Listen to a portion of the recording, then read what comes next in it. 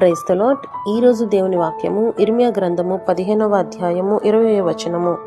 నిన్ను ఈ ప్రజలను పడగొట్టజాలని ఇత్తడి ప్రాకారముగా నేను నియమించదను.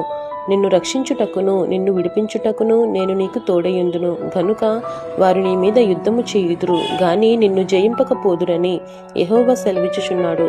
దుష్టుల చేతిలో నుండి నిన్ను విడిపించెదను, బలాత్కారుల చేతిలో నుండి నిన్ను విమోచించెదను.